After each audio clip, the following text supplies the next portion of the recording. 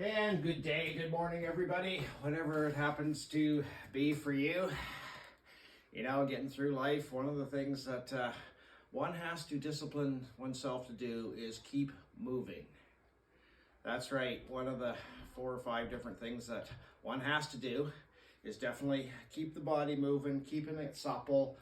But, you know, it's never easy to motivate yourself. And I think the first thing one needs to do is create the right atmosphere.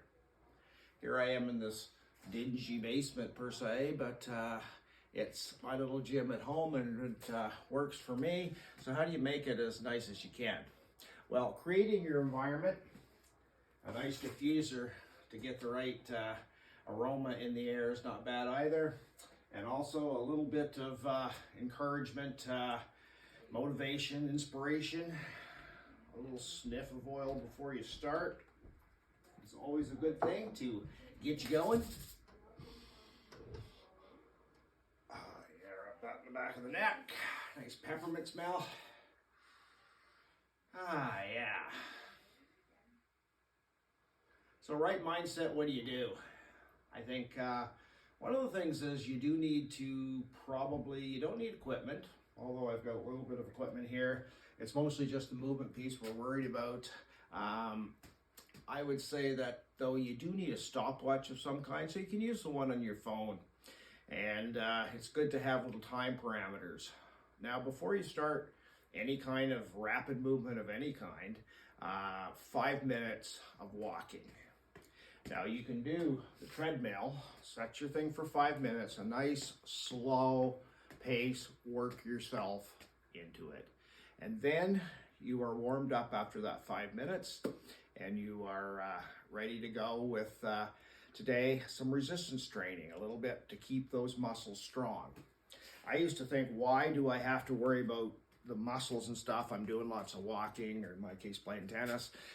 Why do I have to worry about the muscles? Well, when you start to do a little bit of research into why resistance training is good for you, it's not just to make you look like Arnold Schwarzenegger or whatever with the big muscle bound thing. I mean, a lot of folks like that, and that's fine. But really the big benefit of resistance training, working those muscles, is keeping them strong for later in life, especially developing the sit-ups or the getting up from a chair. Imagine what you're going to need later in life. And people seem to have the idea that as I'm older, I don't have to do as much exercise. Well, if you want to keep fit and vibrant and really going, you probably have to do a lot more exercise when you move into the older years. But hey, that's what we have to do. So I just want to show you a couple of things that we can do for muscle resistance training. And as I said, resistance training is a little different because what you're actually doing is tearing the microfibers in your muscles, and that's causing repair to happen within your body, and it's sending all the right signals to those muscles to repair. And that's why you don't do resistance training 2 days in a row. You give yourself a day for recovery, and that will send those repair hormones, or whatever you may want to call them, catalysts, throughout the body, and they go through the circulatory system, and that's why you feel good after any kind of exercise, really. It's repairing the muscles that's going on there. Anyway, let's get to 2 exercises for today, and let's go to the goblet squat, because biggest muscle is this one here. We want to make sure we keep that one strong. So with resistance training, it's about repetitions, or reps as they call them. So we're gonna go like this and go down, hold for a second, back up. That's 1. We're gonna repeat that 10 times. Then what you'll do after your 10 times is you will set a timer for 30 seconds. Then you will do another set of 10.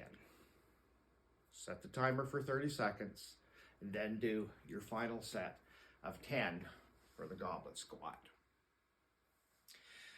Now the other one, let's do one only. I mean, This can go into a lot of different places. When you see people going to gyms and doing long workouts, they're working a lot of the different muscle groups, and that's all great. But for today, let's start slowly. Let's just do something and make an effort, and let's do something for the upper body as well. It's a hard one. Many people don't want to get on the floor, so I'm just going to move this a little bit here and show you how you can do the wall press, and that'll get you started with doing upper body stuff. Good for those big muscles in here.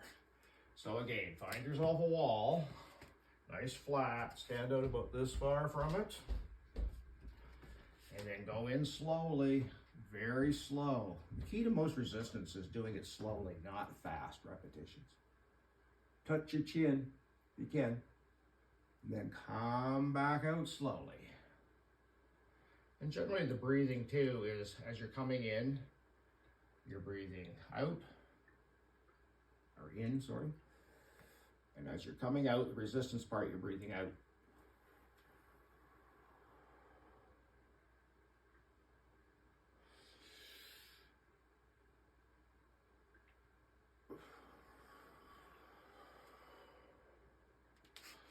Do 10 of those, rest 30 seconds, 10 more, rest 30 seconds, 10 more. You got your 3 sets, so 10 in for the upper body. And then you can pat yourself on the back and say, I got my resistance training in for today. Now, it's always a good idea, though, after you finish your workout, like after you're even these 2 repetitions, is to do the 5-minute cool down. You can use the treadmill for that if you got one, but even just put your timer on 5 minutes and walking on the spot will start you up. So just doing that, you're gonna feel so much better for it. And a lot more things we can get into, but if you just start with these simple little things, that'll help. Bye-bye. Have a great day.